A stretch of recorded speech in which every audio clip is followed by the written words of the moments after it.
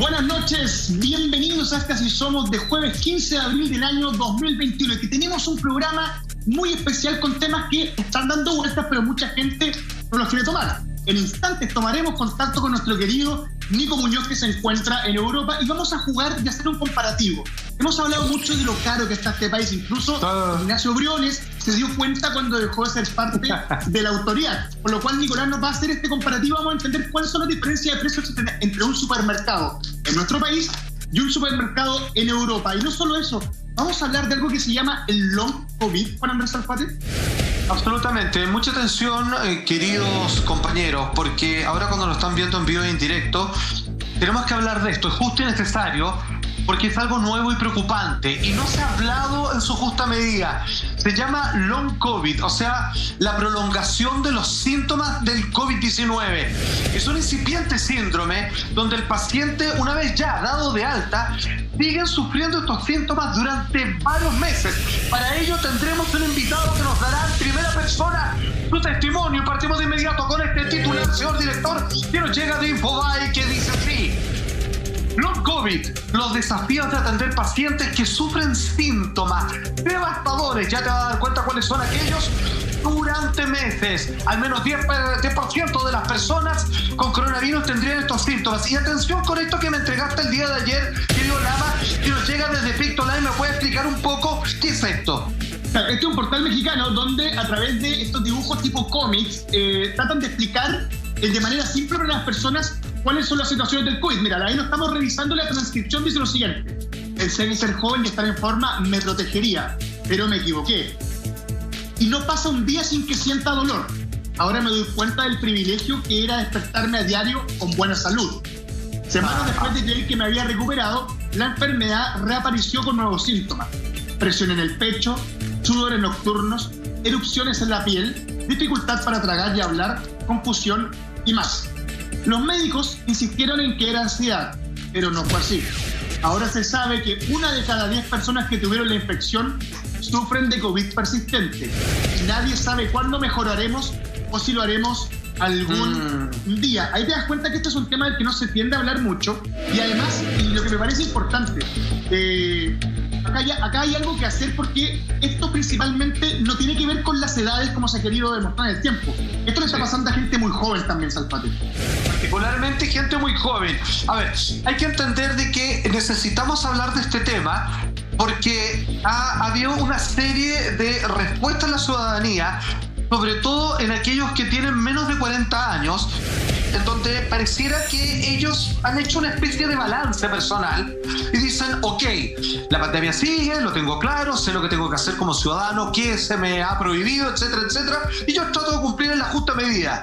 Pero no sé cómo me cuido, yo sé que soy una persona sana en mi alimentación, y ahí hay una especie de relajo y confianza, y que piensan que si me llega a dar COVID me va a dar suavecito. Y aquí nos enfrentamos con estos nuevos síndromes, que vamos con ustedes a presentarles ahora una persona que es doctor, que usted lo conoce por MasterChef, que su nombre es Óscar Barrera y que él hasta el día de hoy sigue sufriendo los embates del COVID-19. Óscar Barrera, muy bienvenido, muchas gracias por la confianza y por tu generosidad de entregarnos tu testimonio. Muy buenas noches y bienvenido a Así Somos.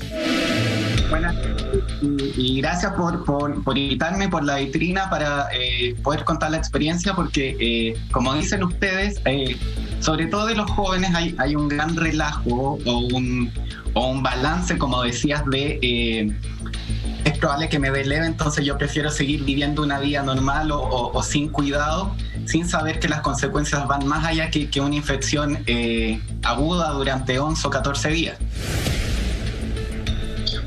Ahora, Óscar, por favor, pregúntenos más, querido Lama. Sí, es para que ordenemos y empecemos a hablar acerca del long COVID, porque tú nos contabas antes de que comenzáramos el programa que el día 19 de enero empezaste con los síntomas de COVID-19, como cualquier persona le puede dar, partiste con este dolor que nos relatabas en tu rostro, que era bastante fuerte. Después, ¿cuánto tiempo estuviste con COVID-19 y cuándo te dan de alta para comenzar a vivir esto que se llamaría el long COVID, que es, como, por explicarlo de una manera muy simple, como una resaca? Es como que el COVID no se va por completo y te sigue atacando, ¿no? Perdón, un paréntesis, Óscar, hay algo que él también nos indicó, que antes de tener este dolor neurálgico, él durante 3 días siente la cabeza bombada, que es una caña, que es como no sentir que tienes cabeza. ¿Por qué estoy mencionando esto? Y me parece tremendamente importante, es porque muchas personas han sentido eso 3-4 días y después nada más. Claro. Eso puede ser que tú seas un asintomático y que estés contagiado. Y que fue eso nomás, pero eso es un síntoma claro. Por favor, Oscar, explícanos cómo fue el inicio de todo esto. Lo que decía Lama, claro, por un lado el long COVID o long haul COVID, como también se le puede decir en inglés, o COVID prolongado, en parte puede ser como una resaca, como una extensión, y también hay todo un síndrome posterior como per se que se da después de las infecciones. Entonces yo el 19 de enero empecé con mis síntomas de COVID. Yo antes no tuve ninguna exposición, fueron como justo 2 semanas que no vi a nadie, así que cómo me contagié no tengo idea. O fue una contaminación que me pasé en la nariz, o mi perro que lo sacaba a pasear, no sé cómo me contagié. Pero la cosa es que tuve COVID.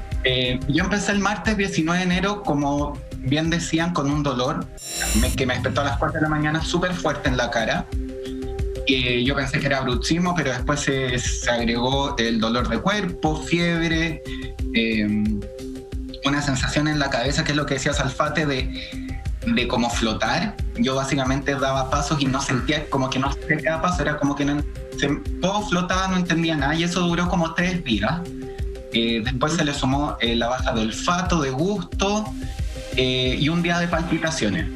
Yo tuve un COVID leve, en el sentido de que mis síntomas fueron leves, no necesité hospitalización, no necesité oxígeno.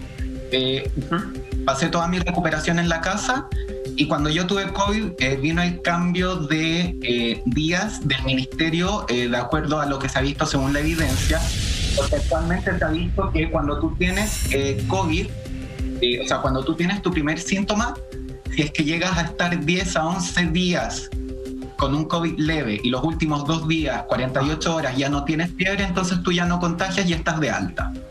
Ojo, perfecto. Que tú ya no contagies es distinto que tú ya no tengas síntomas o no tengas secuelas. Lo que tú ya no haces. ¿Cuántos días? ¿10, 12? 11 días actualmente, y que de esos 11 días, las últimas 48 horas, tú no tengas fiebre. Esos son los requisitos para el alta. Dentro de personas normal, porque por ejemplo personas que tienen déficit de inmunidad o que tienen un COVID más severo, esos días cambian y se pueden extender a 14, 21, 28 días. Pero en el contexto mío, yo pacientes sin antecedentes, 11 días. Entonces yo estuve desde el 19 de enero hasta el 30 de enero. Yo el viernes 30 estuve de alta. Yo todo ese tiempo estuve encerrado en mi pieza. Yo actualmente estoy viviendo con mi mamá y mi perro. Yo estaba encerrado en mi pieza y me quedé un par de días más encerrado por si acaso. Como por si las diucas, más encima que estábamos como en fase 2, entonces no podía salir el fin de semana, me preferí quedar el fin de semana encerrado. Claro. El lunes siguiente, que sería el lunes 1 de febrero, yo dije ya, me siento bien, tuve un COVID leve, menos mal, voy a retomar mi rutina diaria. Entonces ya, yo partí en la mañana a hacerme mi desayuno, me hice mi café y me puse a hacer ejercicio. Un ejercicio súper leve, abdominales, sentadillas, nada más, porque yo soy súper deportista de siempre. Y me aceleré harto. Y dije, qué raro esto. Me puse a buscar como evidencia de qué decían de ejercicio post-COVID, y me encontré unos reportajes que eran fatales, así como 75% de los casos con miocarditis, trombos. Entonces eso, entre que yo me sentía mal per se y que me puse nervioso, desencadenó una primera taquicardia. Corazón me latía, me sentía pésimo, era como que la angustia. Dije ya, no voy a hacer más ejercicio, voy a consultar a un cardiólogo, porque los doctores también mamá doctores. Esa tarde me conseguí me conseguí ir al cardiólogo, me dijo que era poco probable consecuencias, pero igual me mandó a hacer unos exámenes. Y el viernes de esa semana me hice exámenes, no tenía daño cardíaco, mi electrocardiograma estaba bien, a pesar de que estaba acelerado, y me pusieron un Holter que es como para ver arritmias. Entonces es una maquinita que uno tiene conectada 24 horas. Sí. Perdón, Oscar, un detalle, ¿sí? Desde que tuviste la primera taquicardia cuando hiciste ejercicio hasta que lograste visitar a un médico, ¿Tuviste más taquicardia? Por ejemplo, en situaciones comunes, me estoy parando de la cama y sentí algo, o me agaché muy rápido. ¿Seguiste teniendo esos síntomas? ¿Se repetían los días? Taquicardia no, pero sí estaba un poco más acelerado dentro de los límites normales. Como que, Perfecto. como dices tú, como que reaccionaba un poquitito más rápido mi corazón. Entonces, el viernes de esa semana me hago los exámenes, ningún problema, llego a mi casa de vuelta y después yo me acuerdo que estaba acostado estudiando y sentía como que estaba muy tranquilo, como que me sentí raro porque dije, me siento demasiado bien. Y yo tengo saturómetros que te miden la saturación de oxígeno y te miden la frecuencia cardíaca. Y dije, voy a ver cuál es mi frecuencia porque me siento demasiado tranquilo. Me pongo el saturómetro y me marcó una saturación de 70, de una. Para que la gente sepa, la saturación de cuánto oxígeno uno tiene en la sangre, lo normal es sobre 94. Si tienes de 92, sí, pues si tienes de 92 para abajo ya... Ojo que hay que irse a la urgencia y a mí me marcó 70. Es como que se me hubiese tapado un pulmón entero. Claro. Y ahí empecé con una taquicardia súper fuerte. Ahí empecé con una taquicardia que no me paraba.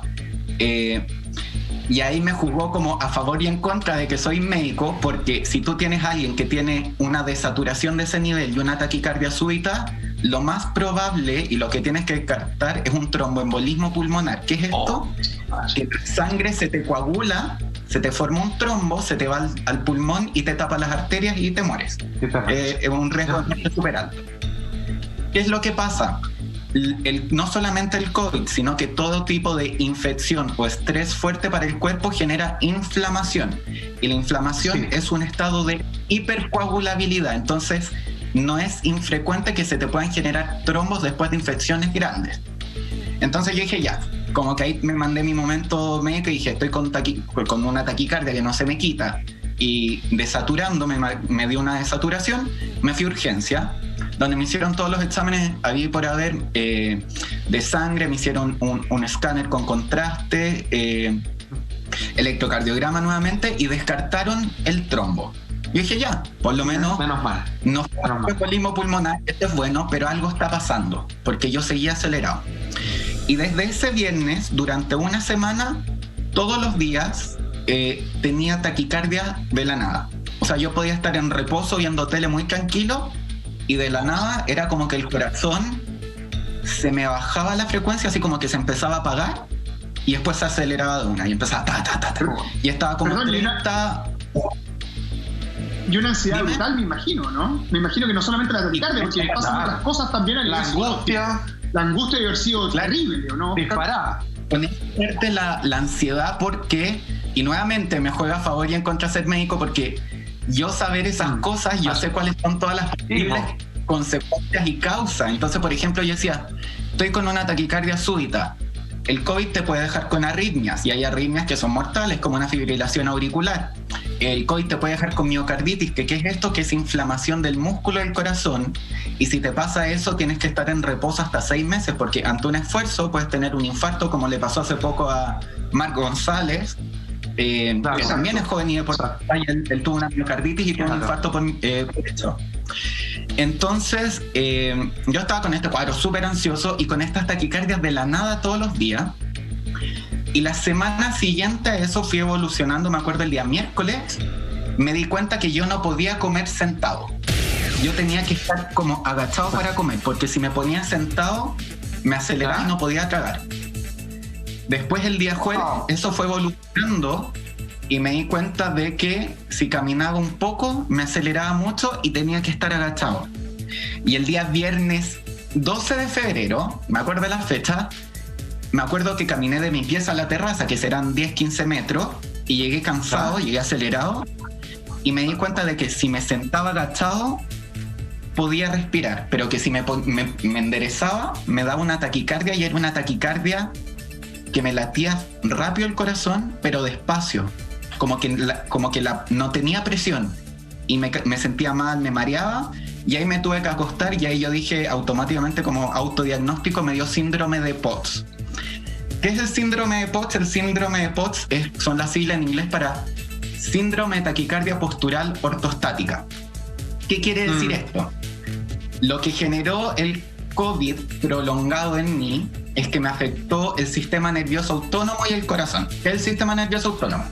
Uno tiene el sistema nervioso que tiene dos partes. El sistema nervioso central es como el cerebro y la columna, la médula, y el periférico. Y dentro de eso hay un sistema nervioso que es autónomo, que es el que controla las cosas que nosotros no controlamos.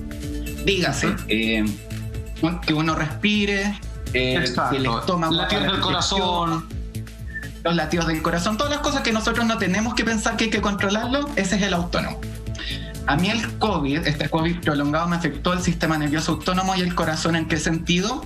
Yo no aguantaba los cambios de posición, yo no aguantaba la fuerza de gravedad. Entonces mi corazón, ante los cambios de gravedad, como pararme, aumentaba la frecuencia cardíaca para tratar de llevarme la sangre a la cabeza, pero no subía la presión de la sangre, entonces básicamente la sangre no me llegaba. Yo me desmayaba, me caía.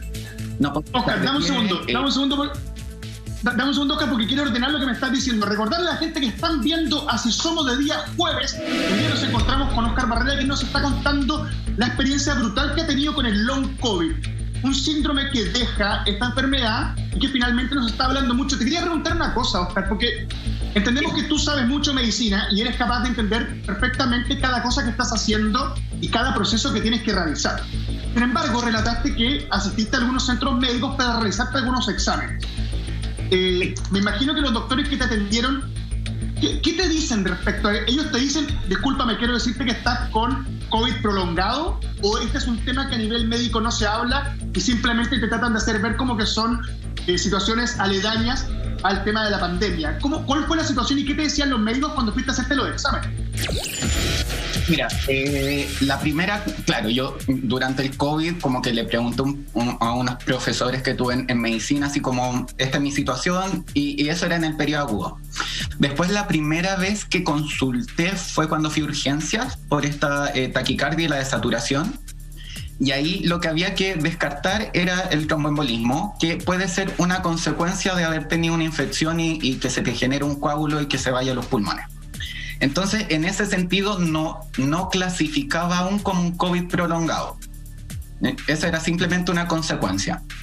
Luego yo me acuerdo que también vi a un broncopulmonar y me dijo que era posible, y eso también es probable, cuando uno tiene infecciones respiratorias, como que el pulmón queda un poco resentido, como que tuviera asma. Pero eso tampoco se le llama COVID prolongado porque es una consecuencia en general de cualquier infección respiratoria.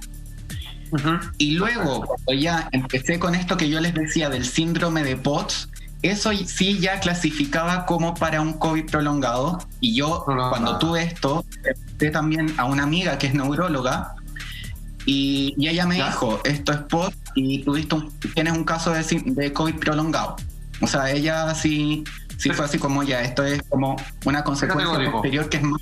Oye, Oscar, hay una pregunta que te tengo que hacer que es un poco incómoda, pero que aquí tú en calidad de doctor nos estás dando una información valiosa, no solo porque de primera mano tú vives todavía de forma, menos mal, cada vez más leve, este COVID prolongado a partir de sus síntomas, pero que la gente lo entienda, porque el problema del COVID es que hay personas que están contagiadas, en vez de verlas como víctimas, a veces las ven así como si tuvieran lepra, en el sentido de como que son culpables de algo, una cosa así. Tú en estos momentos, si yo te hiciera un test o una forma de ver si tú tienes una carga viral de contagio, saldrías negativo, así como muchos meses atrás, ¿cierto? Vale decir, tú ya no contagias, y hace rato que no contagias porque el periodo de contagio pasó hace mucho rato y tiene que ver con el primer proceso y etapa una vez que tú tienes el COVID-19, ¿cierto? Por favor, eso recálcamelo.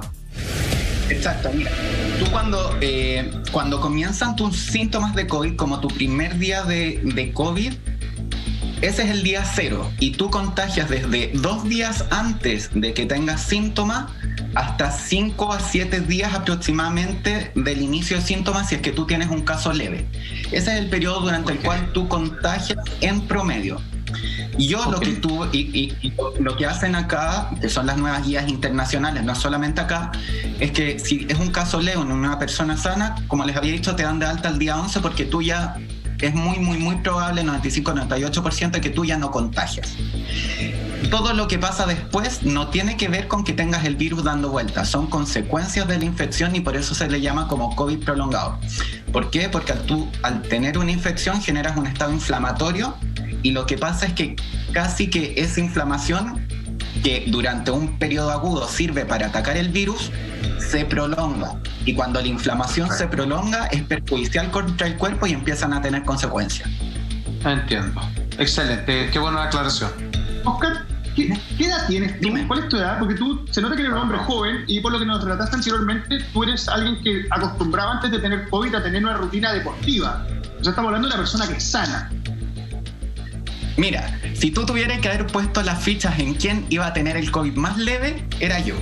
O sea, 29 años, médico, estudia magíster de nutrición, deportista, no fumo, no drogas, tomo súper poco. Entonces yo tenía así como todo, ninguna enfermedad de base, yo tenía como todo el perfil de persona que le va a ir bien con el COVID.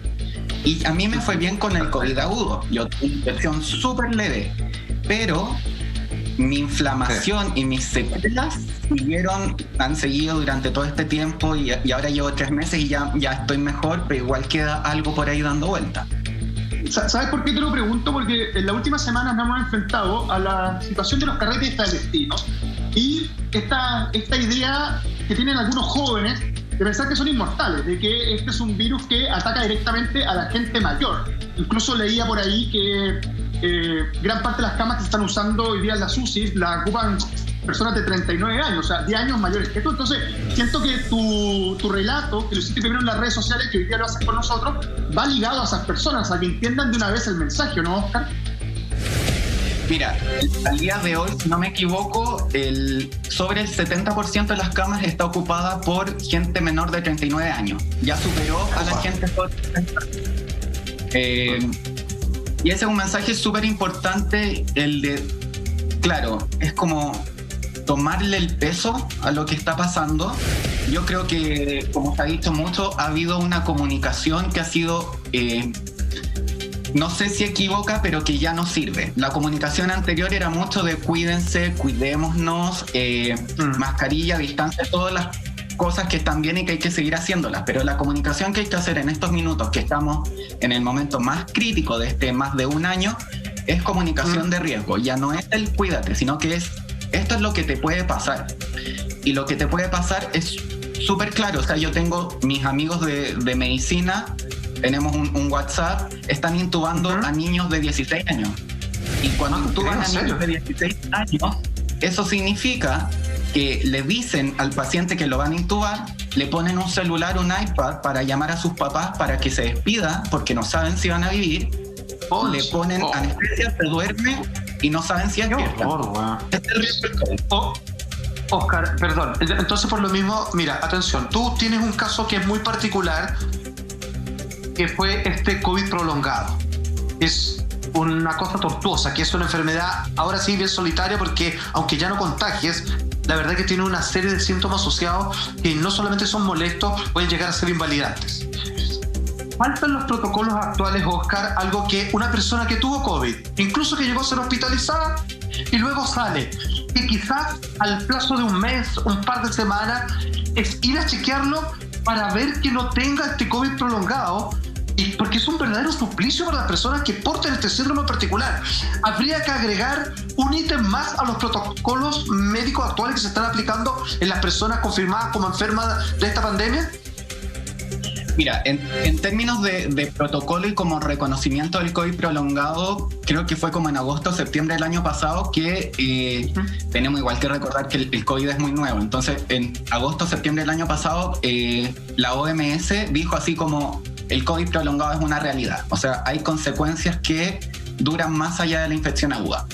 Y en ese sentido fueron los ingleses los primeros en hacer lo mismo que tú dices, como guías de atención, porque los ingleses, el sistema de salud de los ingleses es muy de atención primaria, como de atender a las personas en su totalidad, el médico general, el médico de familia.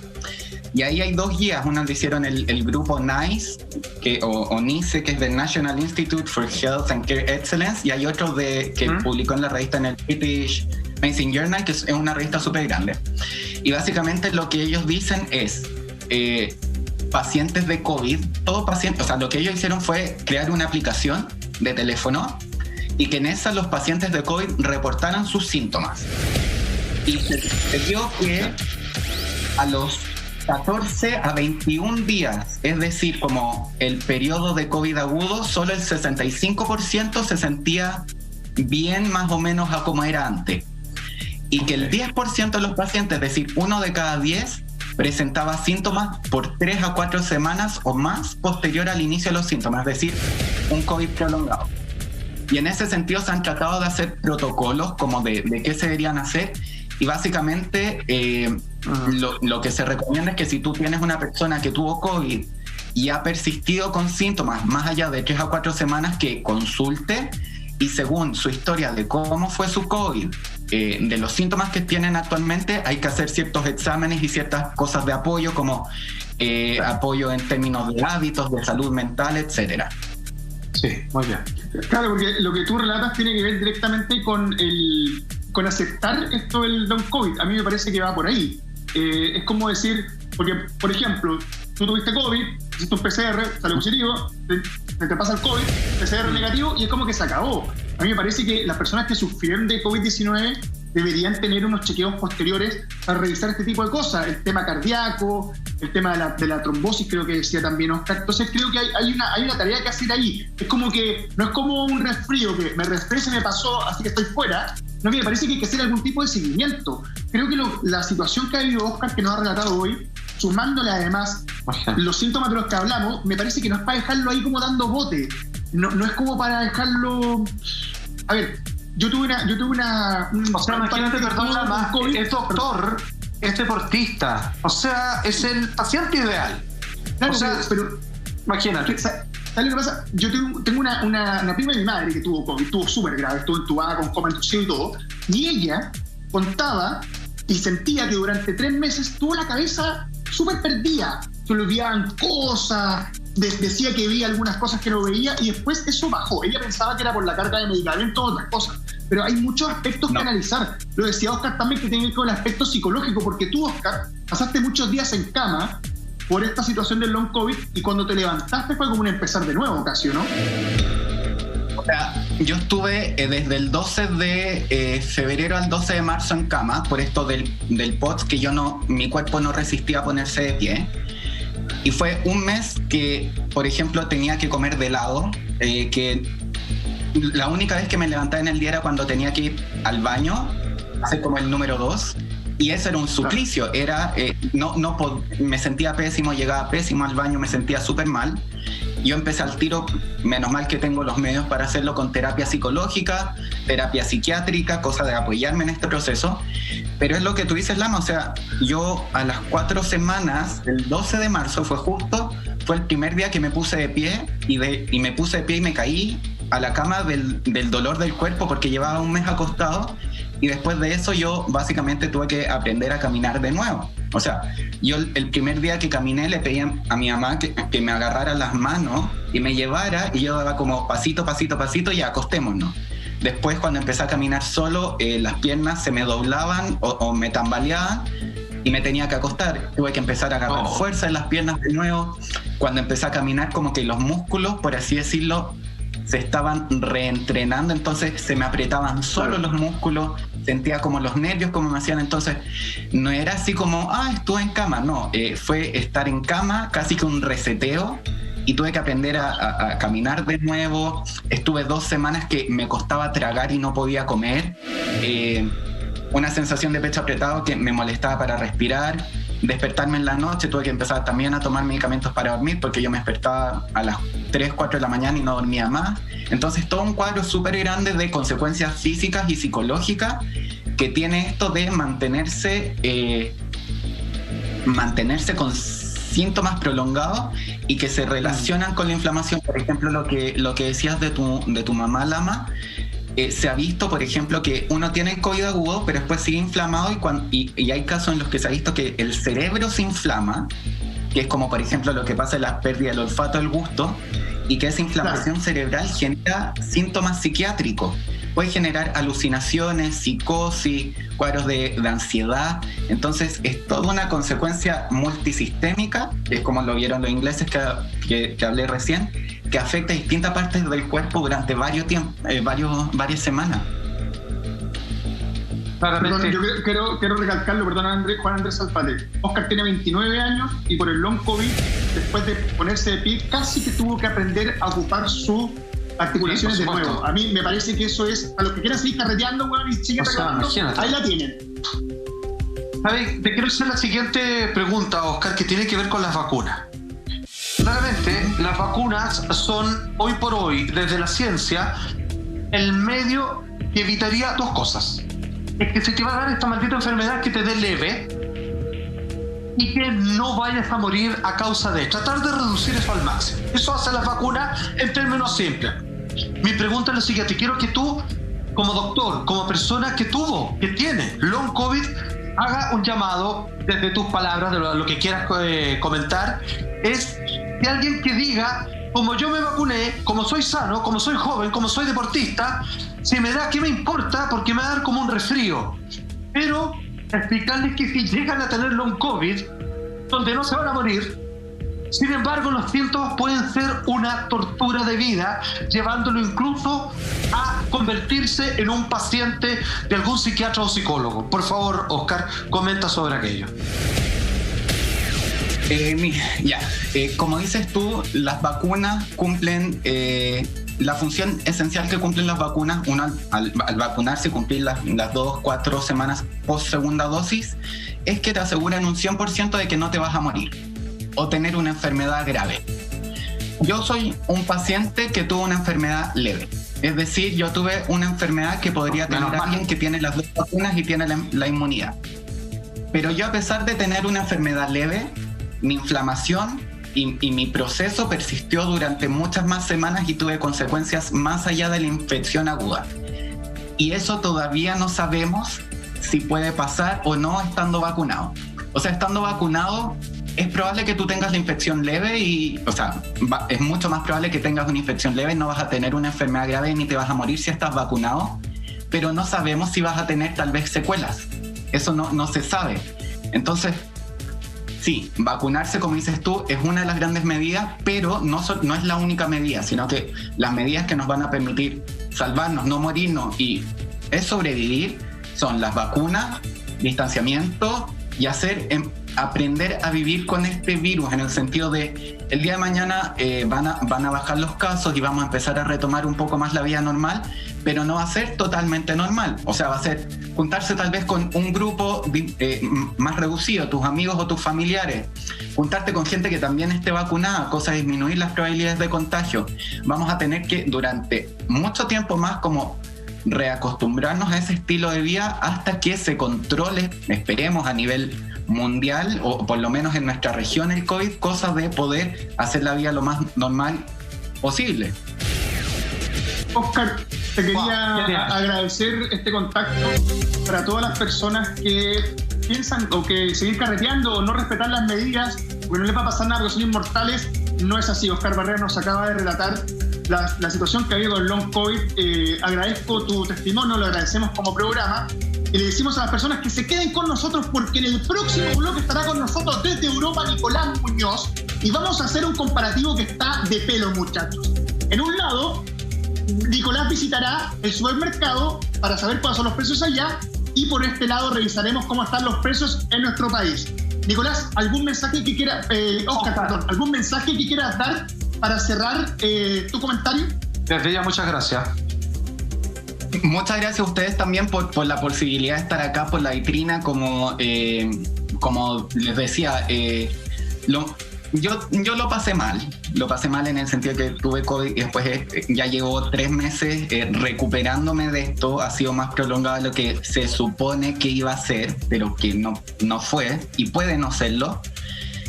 Y de esa experiencia tan negativa y mala que tuve, ojalá sacar lo más positivo, y que lo positivo sea transmitirle a la gente cuáles son las posibles consecuencias que pueden enfrentarse si se contagian, y que evitar el contagio es tarea de todos.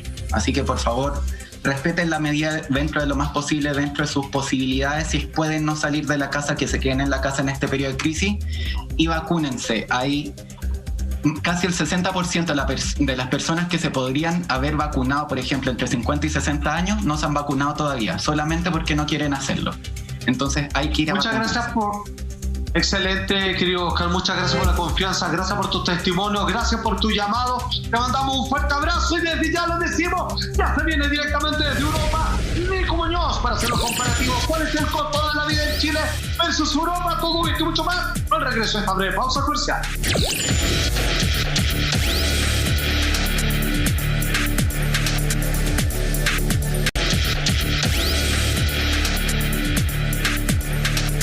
Muchas gracias por la espera, muy bienvenidos, ya estamos de vuelta y esta vez nos encontramos con Nico Muñoz, que directamente desde Europa nos vamos a hacer desde ya la pregunta si el costo de la vida en el viejo continente es igual que en Chile. Ya ustedes lo pueden ver en pantalla, pero antes, Nico, tenemos que, a propósito de este tema, resucitar el tuit del señor Ignacio Briones, que dice así, señor director: Chile está caro.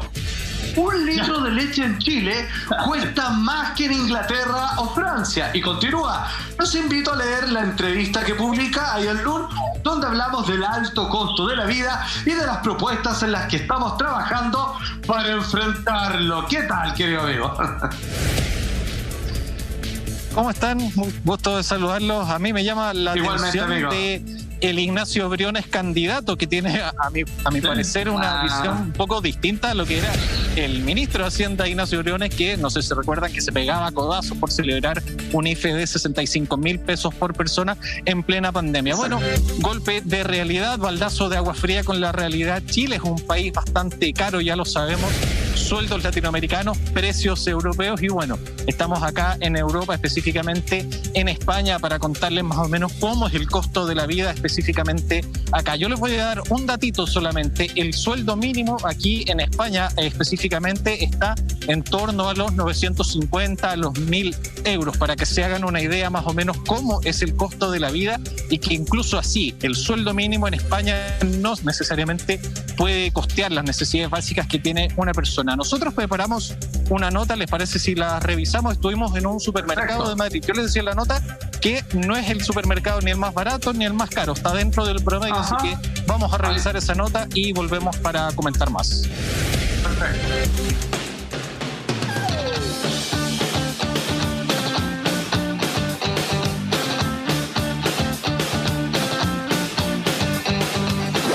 ¿Qué tan distinto puede ser el costo de la vida en Chile o a miles de kilómetros, por ejemplo, en Europa? Estamos afuera de un supermercado en Madrid, que no es ni el más barato ni el más caro del centro de la capital española. Vamos a ver entonces cuáles son esos precios.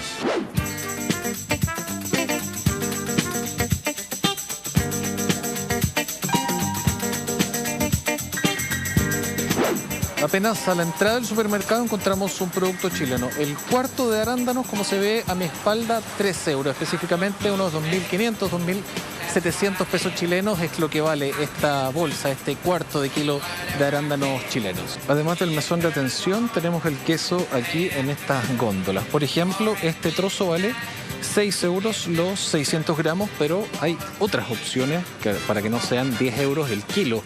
Y también vemos este caso que habíamos visto, el queso del supermercado, 6,30 euros el kilo del queso Gouda de la marca del supermercado.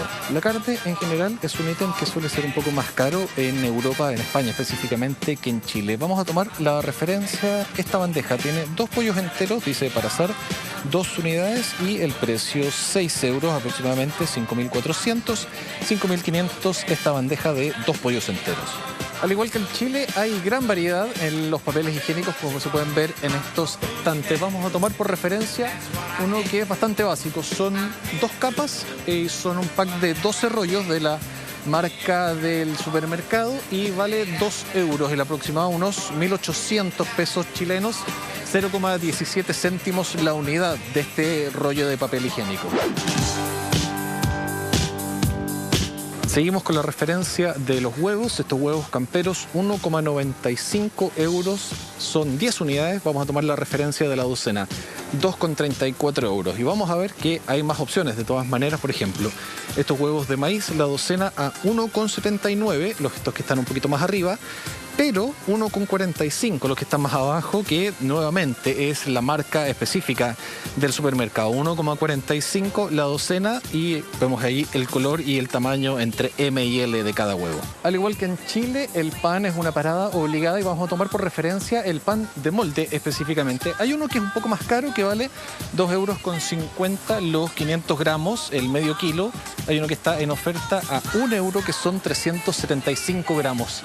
Pero siguiendo también con la lógica que habíamos visto del precio de la marca del supermercado, aquí tenemos 26 rebanadas, son 820 gramos por un poquito menos de 1 euro, menos de 900 pesos. Aquí la referencia del pan en España. Esta ensalada, 4 estaciones, que bueno, además de la lechuga tiene repollo y también zanahoria, 0,55, un poquito menos de 400 pesos. También está la lechuga romana y distintas opciones de una mezcla de brotes también, canónigos, y también una ensalada variada. La leche también guarda un rincón especial, no solo en este supermercado, sino que también en el consumo de todos los españoles, obviamente, en su mesa. Voy a tomar como referencia la leche que compro yo específicamente, 0,89 euros el litro. Es esta leche que está aquí con caja rosada, es una leche descremada, desnatada, como le dicen aquí, 0,89 euros el litro de leche. Entonces, siguiendo la comparación entre el costo de la vida en Europa y también en Chile.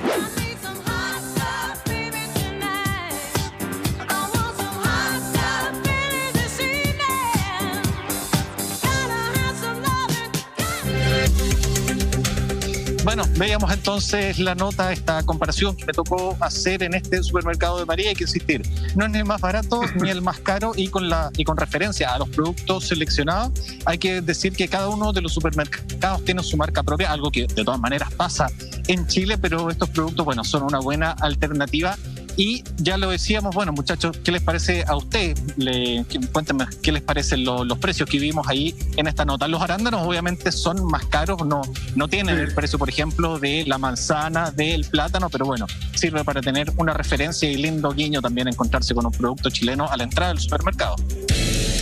Ahora, si nosotros comparamos con un producto en particular, que aquí vale aproximadamente 1.500 pesos, que tiene que ver con esta ensalada combinada, y que allá costaba 500 pesos, o sea, aquí cuesta el triple. Lo que pasa es que se dispara o se equipara en algunos productos, Nico, pero sí, yo creo que podemos convenir lo siguiente, que si no es más caro Chile que Europa, y en algunos precios se asemeja, el solo hecho que se asemeje, siendo que la calidad de vida acá es muy distinta a la del resto de los países del viejo continente, debemos decir que en Chile estamos disparados los costos de los productos que podemos encontrar en el supermercado, entonces, ¿o no? Sí, bueno, claro, sí, que estén un poquito equiparados al final, haciendo la suma y resta entre estas canastas básicas. Es un poquito más caro de todas maneras lo de Europa, pero hay que tener algo muy claro, específicamente acá en Madrid. La carne de vacuno es bastante cara, el pollo es un poco más barato, el cerdo también, pero los pescados y mariscos son muy caros, específicamente aquí en Madrid, en el centro de España. Yo he conversado con otras personas y me decían, claro, los pescados y mariscos, por ejemplo, en las zonas costeras de España puede ser un poco más barato, bastante más barato con respecto a los precios que yo puedo constatar en el supermercado, pero claro, si ya están un poco equiparados y comparando también el sueldo mínimo, obviamente las diferencias son abismales. Sí, a mí me parece que algo importante lo que demostraste, Nicolás, es que de un mismo producto se encuentran distintos precios, lo que significa que da variedad. O sea, si yo gano 100 y puedo pagar el de 100, dale, pero si gano 5, hay uno que vale 5. Y creo que ahí se nota, por lo menos en este paso del supermercado, que la poca colusión que hay en España respecto a algunos productos. Tú acá hay un supermercado grande y de repente te hay una góndola del medio y dice a 1.000 pesos y te das cuenta que de repente son productos que no valen 1.000 pesos, valían menos de 1.000 pesos. Es más, mira, voy a compartir contigo una información que apareció en Bio Bio del diputado René Zafiro, que dice lo siguiente, te voy a leer textual. Ayer fui al supermercado, raro ya, y fui a comprar azúcar rubia. Tomé el azúcar de la Nike del supermercado. Me llamó la atención, porque si antes costaba 790 pesos, ahora costaba 1.000 pesos. la eché al carro, me vine a la casa y al desembalarlo además me di cuenta que el envase ya no era el mismo. No era 1 kilo el que había comprado, sino que 700 gramos. Él denuncia que hay una actitud empresarial negativa respecto al tema de la pandemia. Es como que digamos las cosas en el fondo, maestro. Tenemos 2 ojos, los 2 ojos ya los golpearon demasiado para que nos sigan haciendo. No sé qué te parece a ti, Salpate. O sea, es así, o sea, acabo de dar un ejemplo completamente evidente de que suben el precio, bajan la cantidad del producto que uno consume y te acaban de cagar por 2 lados, derechamente. Entonces, aunque quieran disfrazar ciertas actitudes de que estamos mejor económicamente, estamos en un claro repositorio en donde hay una contradicción de la falta de trabajo, cesantía, de bajas de sueldo, mientras que el mercado, para tratar de quedar más o menos parejito, igual que como estaba anteriormente, lo que hace es subir o entregarte menos por más plata. Entonces, igual, Nico, si yo meto todo en la canasta, ¿cómo Chile responde frente a la pandemia en términos de productos de supermercado? Y si los comparo además con sus precios, con lo que tú hiciste en esta tremenda nota en el viejo continente, creo que salimos para atrás, sí o sí. O sea, aún en lo parejo, aún aunque intentemos netearnos, la verdad que aquí quedamos mucho más mal parados que en Europa, creo yo. Mira, yo llegué a finales de septiembre, comienzos de octubre, aquí en España, en plena pandemia, de todas maneras, por el caso de mis estudios, y con la gente que he podido conversar me han dicho que los precios se han mantenido y ha subido, bueno, lo que sube el costo de la vida normal de la inflación, en el caso de Chile específico, el IPC. Ahora, a lo que a mí me llama la atención, y con respecto a lo que decía el tuit del diputado Zafirio, ustedes se recordarán a mediados del año pasado, cuando en un momento, supuestamente para contener un poco la movilidad en la región metropolitana, cerraron las ferias libres durante 2 semanas. ¿Y cuál fue la única opción que tuvo para comprar la población específicamente de Santiago? Ir al supermercado. Sabemos que obviamente las ferias libres se puede haber ahí un manejo entre los feriantes más o menos del precio, supuestamente, de que si alguien que compra, él también tiene que subir el precio, pero de todas maneras sabemos que es una alternativa, hay que saber buscar, de todas maneras hay que saber rebuscársela, pero sabemos que la feria es una opción más barata que el supermercado. Hay que recordar que en Chile y específicamente en Santiago, en un momento, por 2 semanas, los feriantes no pudieron vender y las personas en sus casas, confinadas la mayoría, tampoco pudieron ir hacia las ferias libres a buscar una alternativa un poco más barata. ¿Y qué opción quedaba? Finalmente era el supermercado. Ahí te das cuenta que hay un nivel de proteccionismo en algunas cosas solapado, escondido por ahí. A mí, esas son las sensaciones que a mí me quedan. Es lo mismo que pasó esta semana con el tabaco. Me parece que hay no sé, un salvavidas de repente algunos tipos de empresas, porque cerrar la feria libre, la oportunidad que tienes de hacer un ahorro, que es algo tan importante en este momento. A mí, esas son las cosas donde tú te preguntáis si son tontos o son malos. Yo me voy quedando más allá con la segunda. Nicolás, hay una pregunta que te la tengo que hacer. Yo sé que no están dentro de los productos que repasaste, pero tú entenderás que el tema del alcohol en este país no deja de ser menor. Y pongamos el caso, digamos las cosas como son, un aliciente para poder pasar la cuarentena. ¿Cómo está el precio de los alcoholes allá en comparación a Chile? La cerveza, hay una opción que yo compro y es bastante barata. La cerveza costará unos 30 céntimos, unos 300 pesos más o menos. La lata de cerveza, si uno se la rebusca, puede encontrar opciones baratas. Hay que considerar también que acá en España, yo les decía, se hace mucha vida afuera y la cañita en bares y restaurantes obviamente también es un lugar, es casi una parada obligada, pero si uno no quiere gastar tanto afuera, la opción del supermercado, comprar la cerveza, es barata. Pisco me ha costado mucho encontrar específicamente como buen chileno. Uno extraña a su patria. Bueno, uno se la tiene que rebuscar y bueno, más o menos eso es lo que... pero la cerveza, si uno se la rebusca, es más barata que en Chile específicamente. 300 pesos una lata de cerveza y me parece mucho más económico que lo que compraba en Chile yo específicamente. Absolutamente, pero fíjate que acá hay un comparativo de lo que es una botella de vino de calidad media. Sabemos que en Chile no hay vino malo. Por ejemplo, para nosotros un vino, digamos, decente, 4 lucas. Y en euros, 4,74 €. O sea, es como lo mismo. Pero ¿por qué indico esto? Que generalmente uno está acostumbrado que el vino afuera es un producto más delicatessen, un poquito que es un lujillo, así un poquito, digamos, donde tenés que meterte un poco más la mano profundo en el bolsillo. Y entonces, en cosas que nosotros mismos producimos acá, que no hay que importar, que nosotros las hacemos y que están por todos lados, de todas las marcas que te puedes imaginar, y que en Europa valga lo mismo. Entonces, chuta, por último, ya, que algunas cosas sean caras en Chile, pero las que producimos nosotros, bajan el precio, quítale el impuesto, algo así por último, ¿o no? Yo he podido encontrar buen vino español y que no es un disparate, porque aquí se produce también buen vino español, específicamente el riojano. Aquí, más allá del blanco, el tinto, está la opción del vino rosado. Y si uno se la rebusca en los distintos supermercados, bueno, más allá de los minimarkets que pueden ser un poco más caros, en los supermercados hay una buena opción. No sé, yo he comprado un vino relativamente bueno a 2-3 euros y salva. O sea, no es algo no es la botella con la que yo llegaría a la casa de mi suegro, por ejemplo, pero uno se puede salvar más o menos con esas botellas entre 2 y 4 euros. Nico, pero solo un ejemplo al revés. Si un europeo viene con sus euros y va a Bolivia y dice, ¿qué va? Va a Argentina, me llevo una chaqueta de cuero, me llevo todos estos adornos. Si va a Perú, oye, vamos al mejor restaurante, pues si total, nos queda todavía ahorro. Llegan a Chile y yo encuentro que se sienten como en casa, por lo menos los precios. Sí, de todas maneras. Bueno, con el caso de los vinos, obviamente también hay algunos gran reserva que pueden llegar a costar, qué sé yo, 30, 40 euros, de todas maneras. Sí. Pero es cierto, o sea, yo he conversado con españoles que me dicen que han estado en Chile y al final el costo de la vida no se diferencia mucho, claro, con respecto a otros países de Latinoamérica que tú mencionabas, Salva. Ahora, en esta pasada, ¿aprovechaste de conversar con algunas personas en la calle, Nicolás, respecto al costo de la vida, o no? Sí, conversé con ellos y bueno, yo les decía que el sueldo mínimo está entre los 950 y los 1.000 euros.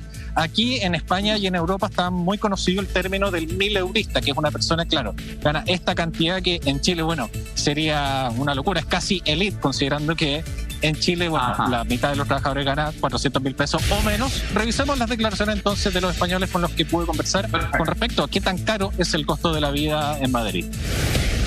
El costo de la vida acá en España es caro, es barato para la gente. Por ejemplo, yo estaba viendo las cifras de sueldo mínimo, salario mínimo, 1.000 euros y puede ser incluso un poco menor, depende de la informalidad. ¿Es caro vivir acá en España? Sí, sobre todo en las grandes ciudades. Madrid es muy caro, Barcelona, San Sebastián, Sevilla. Las ciudades pequeñas es un poco más asequible, pero en general España versus cualquier país latinoamericano es muy caro. Pues según mi experiencia yo creo que el sueldo mínimo está alrededor de unos 600-700 euros y depende de las comunidades, pero por ejemplo la vida en Madrid creo que es cara también y que con el sueldo mínimo creo que es difícil casi sobrevivir al mes a mes. ¿Con ese mínimo se alcanza a vivir? No, en Madrid no, imposible. ¿Cuánto se necesitaría más o menos para vivir? Depende un poco de cuántos miembros hay en la familia, si tienes hijos, cuántos hijos tienes. Pero yo creo que en Madrid mínimo para andar un poco medianamente normal, mínimo son 2.500 más o menos, yo creo. Por ejemplo, los chicos que se quieren independizar e irse de casa de sus padres tienen que compartir piso porque es muy difícil que sean miliuristas, posiblemente cobren 800, 600. Un alquiler ya en una zona más o menos buena le puede salir por ese precio. Tiene que compartir precio con otra gente, o sea, habitación con otra gente, y ahí quizás se le vaya el 50% de su sueldo. Y el ocio también es bastante caro. Ahora con la situación que vivimos es verdad que el ocio ha disminuido mucho y yo personalmente noto una recuperación en ese sentido, pero la vivienda sigue siendo muy cara. Pues a partir de ahí ves sumando, ¿no? Luz, agua, colegios, ropas, comida, XXX. Yo creo que mínimo en Madrid 2.500, una familia de 2-3 hijos, mínimo. Bueno, los madrileños más o menos se mueven todos como por 1.000 euros y por ahí la mayoría decía, si vives con más de una persona en tu casa, tienes hijos, 2.000 euros yo creo que sería lo mínimo para poder comer, arrendar y hacerlas todas Vámonos a otro tema, Nico, que no es menor y que ha sido bastante polémico conforme ha seguido aumentando, sobre todo en la época previamente invernales que ya vamos a entrar acá en Chile, que tiene que ver con las cuentas básicas. Agua, luz, internet a esta altura, que sin eso no podemos vivir. ¿Cómo sería ese comparativo con Europa? Mira, España es el país de Europa que tiene el costo de la electricidad más caro de toda Europa y son empresas que uno las recuerda que son más o menos las mismas en España y en Chile. En específico en España, no sé si se acuerdan, a comienzos de año hubo esta nevazón de Filomena. Esto afectó mucho y obviamente todos tuvimos que prender la calefacción un poco más por unas temperaturas que llegaban a los 10 grados bajo cero. Ahí yo alcancé a pagar incluso 70 euros mensuales por la electricidad y era harto. Ese ítem es bastante caro y yo les decía, es súper gráfico porque España es el país con la electricidad más cara de toda la Unión Europea. El agua no es tan caro, yo pago aproximadamente 2 personas en la casa, en el departamento, unos 20 euros cada 2 meses, o sea, 10 euros al mes, es algo bien cercano y bien relativo a Chile. El tema es que el agua es mucho más limpia, más pura. Acá en Madrid también se paga de todas maneras eso. Yo tengo un buen plan, por ejemplo, de datos móviles, internet, televisión, fibra óptica que funciona, fibra óptica en la casa, 2 líneas de teléfono, datos ilimitados, por ejemplo, para roaming en Europa. Eso ronda los 50 euros. Es bien conveniente. Es conveniente. Obviamente ahí, como yo les digo, uno se las tiene que rebuscar, pero en resumidas cuentas es bien conveniente. Yo me hago eco de las declaraciones del señor con el que había conversado, que había entrevistado. Si uno ya llega a tener hijos acá, eso ya obviamente ya dispara, porque estamos hablando de la educación, que va a ser obviamente más cara. Si uno quiere pagar una educación privada, obviamente es más cara que la educación pública y bueno, ahí obviamente el costo de la vida aumenta y lo decía, es súper gráfico. Él era papá, andaba con sus hijos en la calle y me decía que por menos de 2.000 euros, estamos hablando de 1.800.000 pesos chilenos, en Madrid es muy difícil vivir. El arriendo también es bien caro para conseguir un departamento. Hay que considerar construcciones muy antiguas aquí en Madrid, en el casco histórico, y bueno, las construcciones, los precios de estos departamentos, de los pisos, como les dicen acá también, son muy caros. O sea, es muy difícil encontrar algo por menos de 600 euros, de unos 550.000 pesos. Es muy difícil encontrar algo bajo eso. De hecho, muchos estudiantes lo que hacen es pisos compartidos, departamentos compartidos con otras personas, un poco para alivianar los gastos, pero el ítem vivienda también es muy caro y sube mucho el costo de la vida. Quiero algo que no se me puede olvidar, porque anunciaron hace un tiempo que en Chile, respecto a las cuentas de la electricidad que hablaba Nicolás, dijeron, oye, para que la gente no la sienta tan fuerte este invierno, los meses invernales se va a bajar el costo del consumo, porque en invierno se cobra más por la electricidad. Entonces yo dije, leí el titular y dije, qué buena, por fin una para nosotros. Cuando me metí a leer decía así, esto corre a excepción de junio y julio. Es el país que estamos construyendo, ¿te das cuenta? Acá no pierde ni uno, weón. No puede ser. No puede ser, weón. Perdona, Nicolás, que te necesitaba decirlo porque ¿sabéis qué? Esa es la representación de lo que pasa en Chile. Es como, te vamos a ayudar, pero cuando más te tenemos que ayudar, no te vamos a ayudar. Claro, y de hecho, por ejemplo, acá en el costo de la energía, la empresa que yo tengo, uno puede elegir los distintos planes de electricidad y con lo que afectó finalmente climatológicamente la nevada de Filomena, hubo personas que incluso le subieron el precio. Yo, por suerte, casi sin leer ni escribir, firmé un contrato que por lo menos era un consumo fijo, pero las personas que tenían otro plan, bueno, se les vio afectada. Incluso, les digo, yo a comienzos de este año, en enero, febrero, llegué a pagar 70 euros de mensuales por la electricidad, y hay personas que incluso llegaron a pagar más de 100 euros por el tipo de plan que tenían. O sea, la letra chica no sabemos de dónde viene, por lo menos en Chile. Obviamente la receta es conocida. ¿Qué pasa, Aaron? Bueno, pero insisto, el costo de la vida en Chile sí es similar a Europa, y acá el sueldo mínimo es casi 4 veces menor del que los propios madrileños apuntan que es lo que debieran tener para poder sobrevivir mes a mes. Estamos en bancarrota, o por lo menos lo que nosotros llamamos vida en Europa sería vivir en la extrema pobreza. Porque esa es la razón, ¿no? O sea, aquí la gente se la apaña, hacen ollas comunes, compran en las ferias libres y llegan y tienen el hijo estudiando en una escuela pública, todo lo demás, y comen todos los días, y van al trabajo, tienen transporte público. Pero si es que viniera alguien de afuera, a ver, ¿cuál es el nivel de pobreza? O sea, ¿la clase media baja en Chile sería considerada pobreza extrema o estamos similar ahí con Europa, Nico?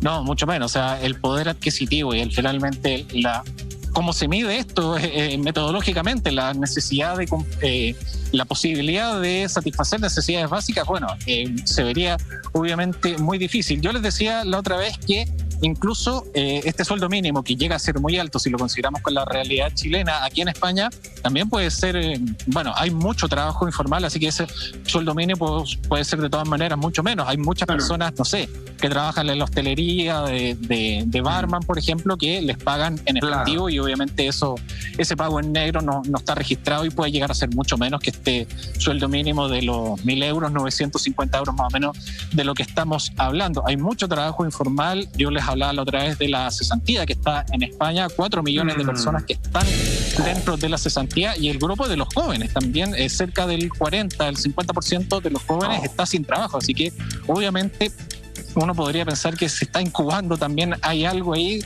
de una población que está sin recursos y que obviamente se ha visto muy afectado con lo que ha sido la pandemia. Acá también hay personas que han sido derivadas, por ejemplo, a este seguro de cesantía, a los ERTE, que se llama, es el paralelo que se hace, no sé si se acuerdan, en Chile, que muchas personas fueron enviadas a hacer el seguro de cesantía para que las empresas al final mantuvieran el vínculo laboral. Eso también se está haciendo acá en España, y hay que recordar que el presidente de gobierno dijo que en el 9 de mayo se va a acabar esta voz de alerta, este decreto de alerta que hay acá en España. Hay que ver qué va a pasar de ahora en adelante en mayo, cuando se termine esta alerta sanitaria con respecto al COVID. Bueno, se van a recuperar los empleos, es una lucha que se ha dado también aquí en España y en Europa, la lucha que hemos visto en Chile con respecto a lo de la economía y también la salud, que son las dos fuerzas que han empujado a lo largo de esta pandemia. Estás viendo, si somos de día jueves en tu casa, estás viendo a Nicolás Muñoz desde España, enviado especial de nuestro programa. Ojo, para que vean cómo están las cosas, cómo está mejorando la economía. Ahora, en el próximo vamos a hablar de un tema que es bastante llamativo y Nicolás nos va a ayudar. Johnson & Johnson retrasará el lanzamiento de su vacuna contra el COVID-19 en Europa. ¿Qué significa esto? Lo sabremos a la vuelta del próximo corte comercial, muy cortito, y ya volvemos con más. Así somos, mis queridos amigos.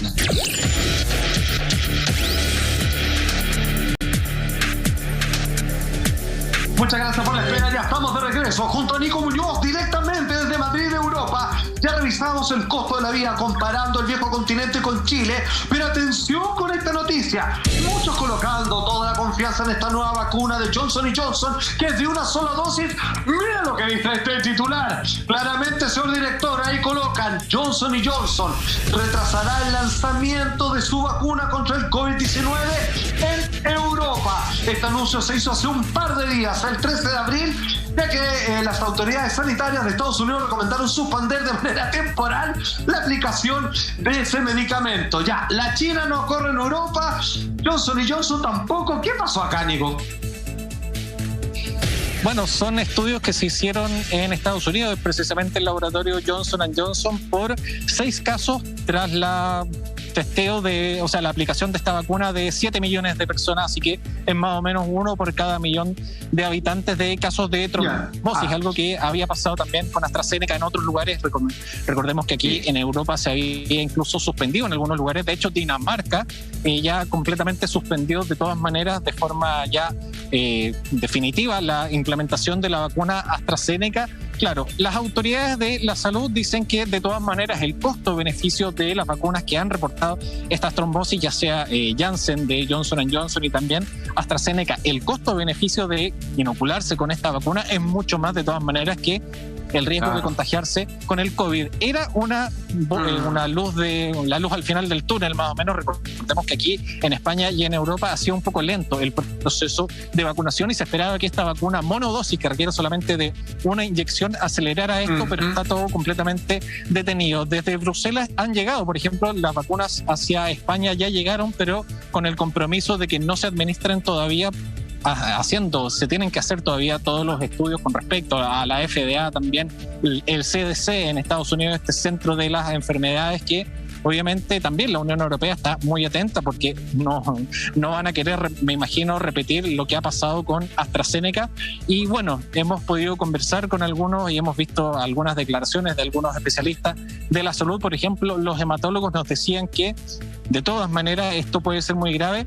No hay todavía una relación causal, pero esto de todas maneras sí ha afectado generalmente a mujeres y mujeres jóvenes. Ya lo hemos visto, entre los 18 y los 45 años aproximadamente son las personas que se han visto mayoritariamente afectadas por estas trombosis. Así que obviamente es una luz de alerta con respecto a lo que ha sido un proceso de vacunación acá en España y en Europa un poco lento, y estamos a la espera de estos testeos médicos para ver si de todas maneras se va a entregar a cada uno de los países y se va a empezar a vacunar a personas con la vacuna de Janssen, que ya lo decíamos, suponía poner el pie en el acelerador porque requiere solamente una dosis para vacunar a las personas, con respecto a lo que hablábamos también la semana pasada y los días anteriores, lograr esta inmunidad de rebaño o inmunidad de grupo, de tener al 70% de la población vacunada hacia ya al inicio del verano europeo, en menos de 3 meses. Está complicado, pero bueno, por ahora se pide cautela para ver cuáles son los resultados de los exámenes médicos que van a estar, de estos testeos médicos que van a estar por lo menos la próxima semana.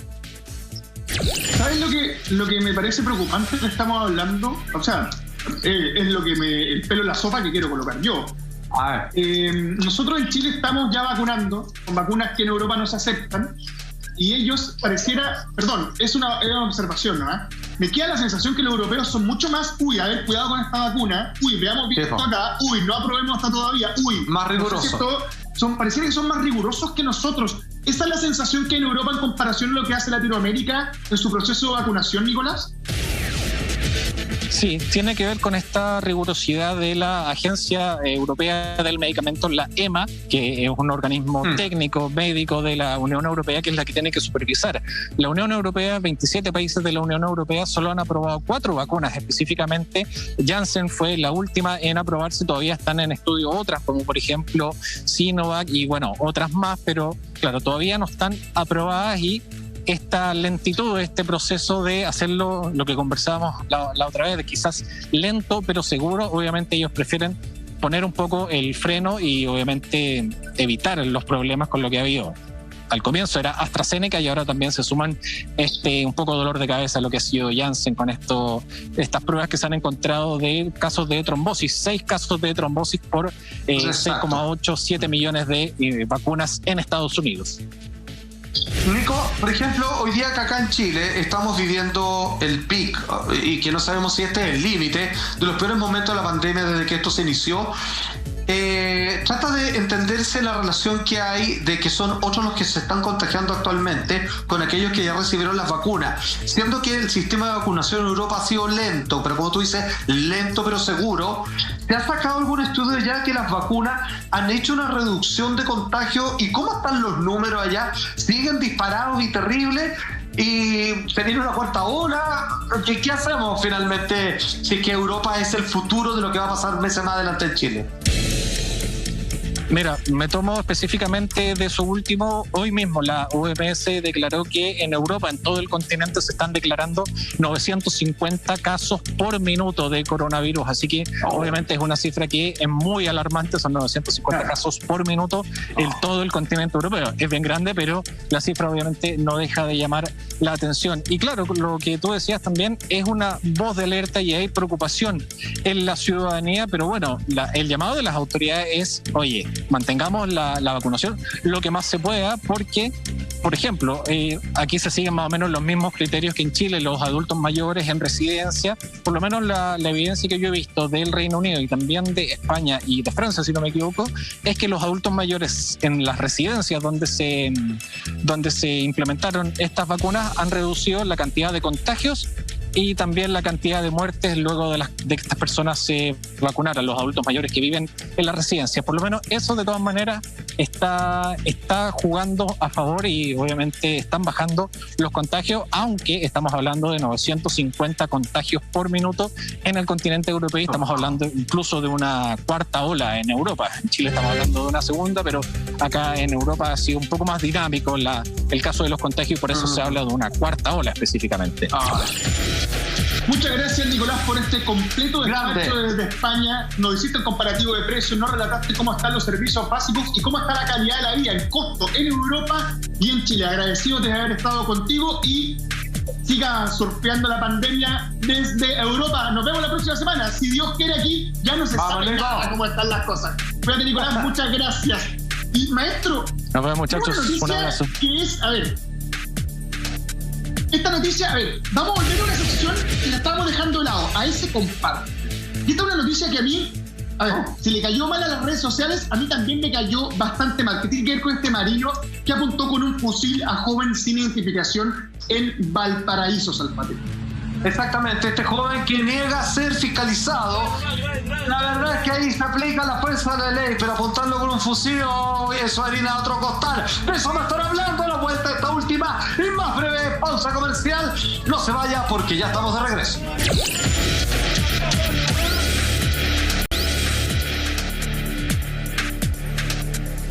Absoluta indignación con lo que pasó, obviamente, en Valparaíso. Ya vamos a ir a aquello, pero antes les tengo un muy buen, excelente dato, porque lo saludable, era que no, también es rico.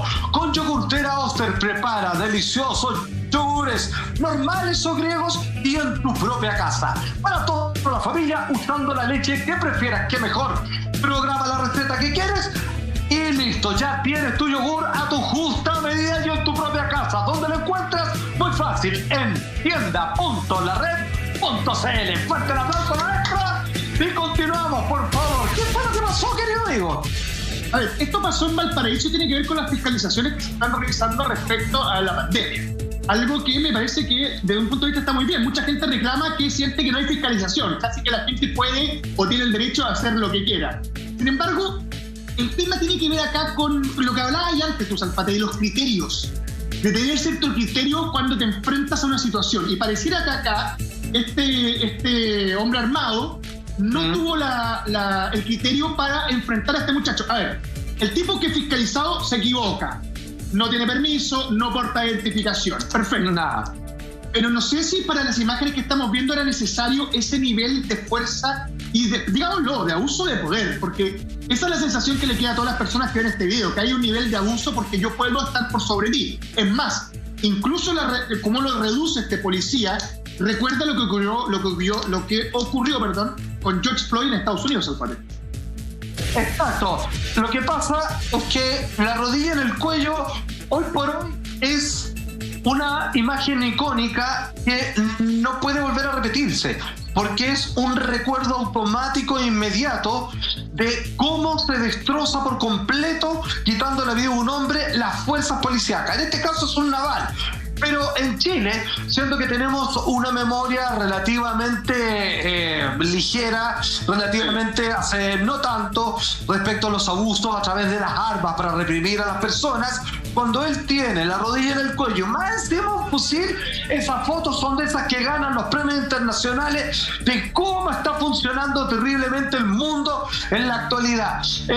Insisto, Carabineros se supone que tiene un mejor trato, tiene una comunicación directa con el ciudadano a pie. Los militares obedecen otro tipo de jerarquía. Se les manda una cosa y la hacen, digamos, sin importarle si le meten la rodilla a alguien o no. Aquí es cuando uno se pregunta, ¿debiera haber quizás una educación cuando se están ocupando los uniformados de esta categoría, cuando hay que controlar las calles producto del COVID-19? No sé, pero eso no puede volverse a repetir. Le hace mal al país, le hace mal a la institución y finalmente, aunque este muchacho haya caído en falta, la verdad es que eso es tratar de matar una mosca a cañonazo. La verdad es que está desproporcionado finalmente la respuesta de este militar. ¿Sabes qué? Esto es como el video que creo que lo vimos la semana pasada, de cuando llegan los carabineros a este carrete clandestino y el tipo que sale de la casa sale pegando combo al tiro. O sea, estáis viendo, lo pongo como ejemplo, no por justificar esto por ningún motivo, sino que para que se entienda cómo están las cosas. O sea, cuando tú cometes una falta, no estás dispuesto a que te digan que cometiste esa falta. Y eso me parece que es bastante grave, porque acá yo siempre hablo de actos de humildad en la política, pero también los actos de humildad son personales. Si tú te equivocáis, bajáis el moño y aceptáis la que te toca.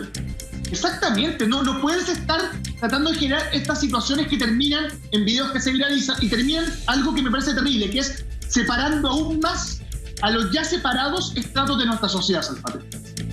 Estoy completamente de acuerdo contigo. Si en realidad si uno metió las patas y la detención es inevitable, entrégate, digamos, ya el papeleo y ya préndelo, obviamente, digamos, como parte de vida. Simplemente nosotros en esta altura del partido hacemos un llamado a cuidarse. La región metropolitana prácticamente sigue en cuarentena.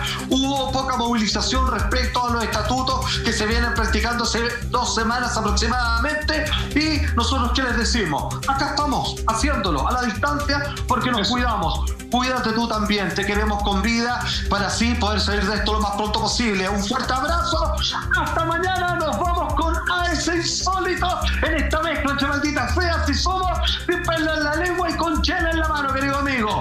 Que pase bien, disfrútela más. Nos vemos mañana, que estén muy bien. Chao, chao. Cuídense.